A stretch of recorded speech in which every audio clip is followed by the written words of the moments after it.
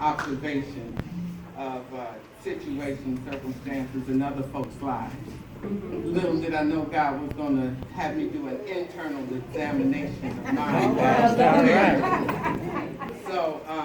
So I'll be sharing what He allows me to share this morning, as long as my papers are in order. So it took my breath away as I was preparing for it, because you look in the mirror and you see your imperfections, but when you see deep scars, you just kind of like have to take a breath. And so I started out by looking up the word in the scripture. The first part says, "Let the wicked forsake his way." So I wicked, I'm not wicked, not intentionally.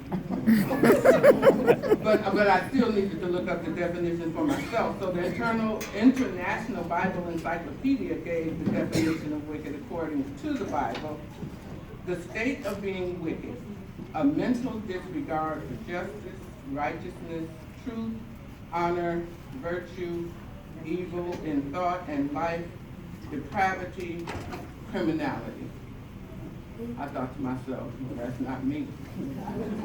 Thank you, Lord. And then it said sinfulness. And I said, ouch. There I am. Okay.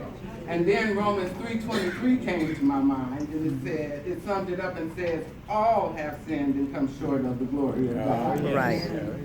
I'm in that all. Mm-hmm. I'm wicked. So it's humbling how God will remind me that I'm not all that without Him.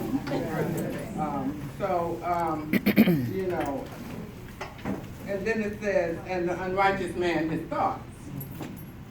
Well, I know all my thoughts are not righteous, depending on the situation, circumstance, person, or what I'm dealing with. Mm-hmm. I'm wicked. But glory be to God. Grace. Because of His blood. Mm-hmm. So, let's just get this page here. So what I did was, after I caught my breath, I said, well, enough about looking at me. Let's look at the I got to digest this, So I looked at the first bad girl, Eve. And one of the things I noticed about her is that her badness started with disobedience. Mm-hmm. God told her not to touch or eat from the tree. And, or she would certainly die.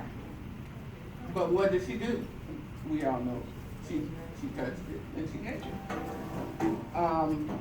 She let the serpent get in her ear and convince her to do otherwise. Manipulated her thoughts and told her, oh, well, if she ate from the tree, she'd be like God, knowing good from evil.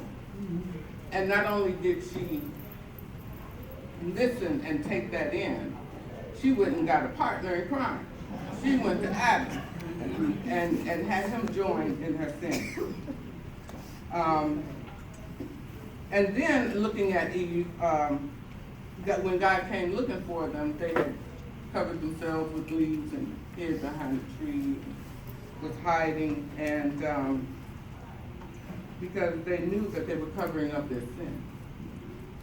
And I used to go to Celebrate Recovery. One of the things that we discussed was being in denial, which is another way of covering up our sin, even from ourselves. And then she tried to get around it, and she tried to blame somebody else.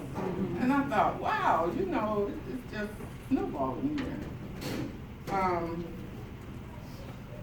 And I thought to myself, who do I blame? Who do I point fingers at? Is it my upbringing, my family, my job, situation, friends? Who am I blaming? life's hurts, habits, and hang-ups to justify me continuing in my sin, who am I blaming? And then I looked at Lot's wife. She was the unnamed bad girl. And she was bad for a moment that cost her her life. Mm-hmm.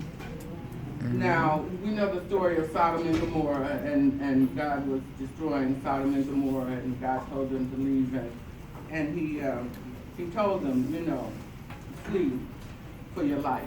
Don't look back, don't stop, flee to the hills unless you get swept away.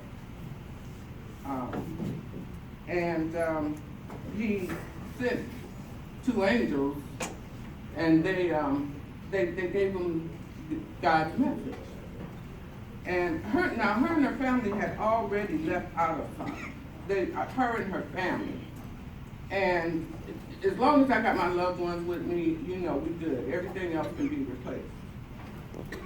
So what made her turn back? She was disobedient like Eve. She didn't do what God told her to do.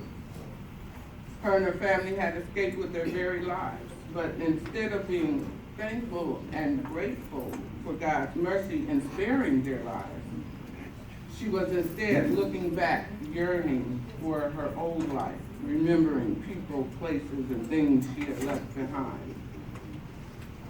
Do I do that? Back in the good old days. And then I looked at Rahab. She was bad for a season, but not forever. Her neighbors called her a woman of the night, a prostitute. God called her a heroine of faith, and she was chosen by God to be rescued from certain death.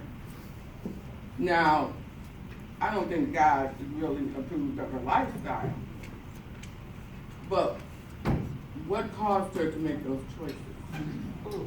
Things that, what things in her past hurt her to make those type of choices for her life? What things in my past, you know, influence the choices I make in my life? So,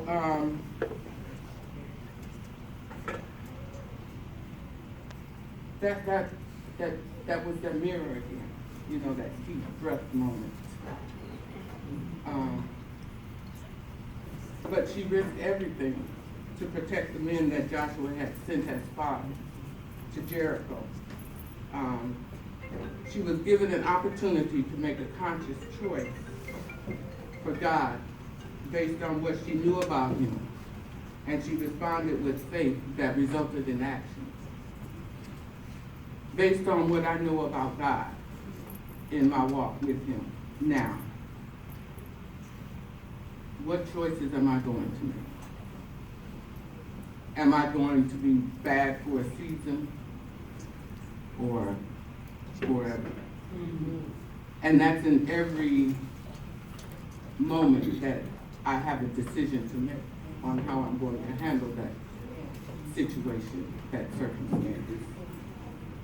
So the scripture, and I will finish with this, says, let him return to the Lord, and he will have mercy on him, and to our God, for he will abundantly pardon. Mm-hmm. And I need abundance of pardon. Mm-hmm. So when I'm in those situations, circumstances, conversations, living life, my mind has to be turned back to God. It can't listen to that conversation that's manipulating me away from my actions that are not going to glorify him. Because my mouth can run if I allow my flesh to take hold. So with that, I'm done. So